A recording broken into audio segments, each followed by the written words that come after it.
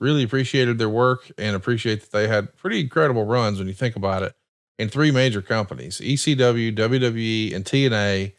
And man, that sort of gets glossed over, but they were there at the height Yeah. of the Attitude Era when business was a booming and never hotter. The Dudleys were there. When TNA had their most profitable and biggest years, the Dudleys were there. When ECW was at their peak, the Dudleys were there. Not saying it's because of them, but they played their role and they did it better than most. So shout out to the Dudleys. Hope we did them justice today. We got a bunch of questions. We'll get to a few here. Francis Reyes says, which one did you see as the breakout star of the Dudley Boys? Not to diminish one or the other, but you thought Bully had a bigger upside Absolutely. as a single. Yeah. I thought Bully would be the breakout star. Andrew Jordan says, just where in the hell is Dudleyville? Is that just parts unknown? I may have took Jabroni Drive too far down the block because I ended up on a bad street, and the further down I went, the badder it got. Where is Dudleyville? Well, you Andrew, if you have, if you know where Oil Trough, Texas is, right, kind of like where Dallas is in Oil Trough. Right.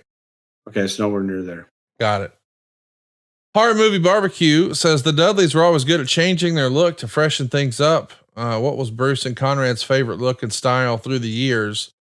I always think of them in tie-dye, I guess, because I first saw them in ECW that way. But when I think about them in WWE, I just associate that with camo. I think the camo is probably a better look, but I'm still nostalgic for the tie-dye. What say you? I like Bully's bully gear. Yeah, I can see that. OPW Chris says, did the Dudleys have difficulty toning down their personas from how they were portrayed in ECW? What do you think? Well, I don't think that they did tone down their. I think it was just a breaking in phase. I think it was just a phase of how to utilize, take what you have here and make what you did there fit. And I think that they did that. It wasn't a wholesale change. Them Graphics wants to know, apart from the TLC matches, what would Bruce consider to be the Dudleys' greatest matches? And it's not a TLC, but I would say that Royal Rumble 2000 against the Hardys in Madison Square Garden. I love that one. Yeah, I think you could take any match, with the Hardys or the the Hardys and Dudley Boys, of course, or against Edge and Christian. Yeah, Edge and Christian as well. I think that they just had some fabulous matches with those guys, and you can't discount the brawls that they had with APA. They were classic. Let's do one here from Derek Sabato. He wants to know, would Brother Love have been the perfect manager for Reverend Devon with Deacon Batista? No, because that would have been stepping on what Reverend Devon was to do. See that? Too much of the same. James wants to know, if the Dudley Boys weren't released in 05 and continued in 06, could they have been a big help to ECW's relaunch in 06? I could see that. I don't know that anything could have been a big help to ECW's relaunch. That's fair. Mr. Archer wants to know, what was better, 3D or the Doomsday device? 3D. Who wants to take the fucking Doomsday device? Depends. I don't want to flip over. No thanks. Just put me through a table. Frank 23 wants to know, was Bruce in WWE familiar with the riots that the Dudley Boys started in ECW? I mean, you sort of answered that at the top, but did you ever get to see one? Were you in the crowd when Bully or Bubba was doing that promo work and really riling people up? No, and I'll get on my soapbox now. I don't think that any time that you cause a riot, that used to be the benchmark, man. That used to be, oh, hey, yeah, I had so much heat that I caused a riot.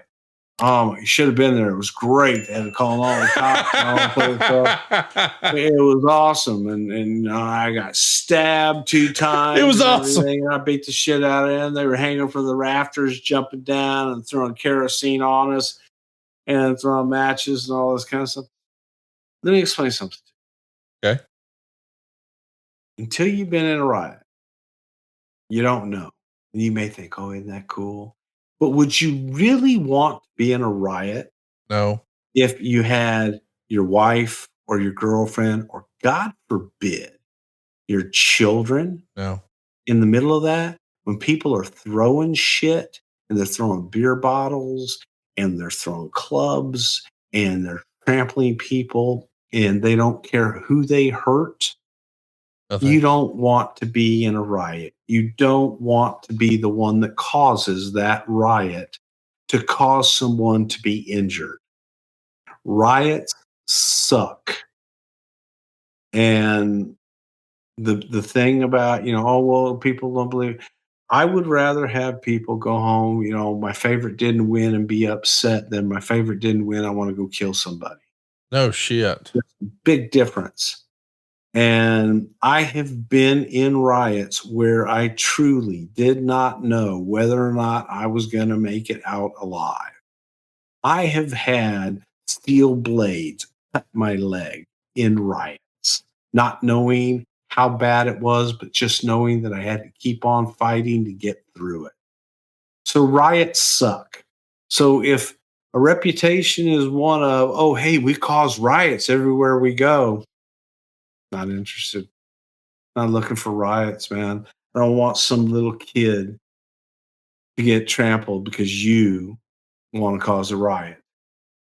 Because And you want to make somebody that mad that they want to stomp over innocent people and get involved in things that I been in too many and not a fan. Back in the day, it was, oh yeah, fuck, man, they turned over the police cars. It was great. It in the moment when you're thinking about, okay, hey man, the return, they're coming back next time, to see whoever get us.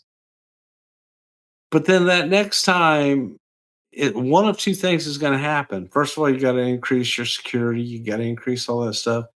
And 9 times out of 10, their plans or their people that cause riots and things like that usually aren't the kind of people that are going to show up and do any damn thing about it after the fact. So, yeah, I was aware and told them we don't do that there. We don't do that here. one of the reasons you don't is it fucks up your creative. We're You know what? You know what? Nah, it fucks up your creative. It can fuck up your life because you hurt somebody. oh God, I know. I was just Hurt kidding. somebody, and your career's over. And now you are working for them for the rest of your life. Instead of them paying to see you, you're working to pay them. That's what riots do.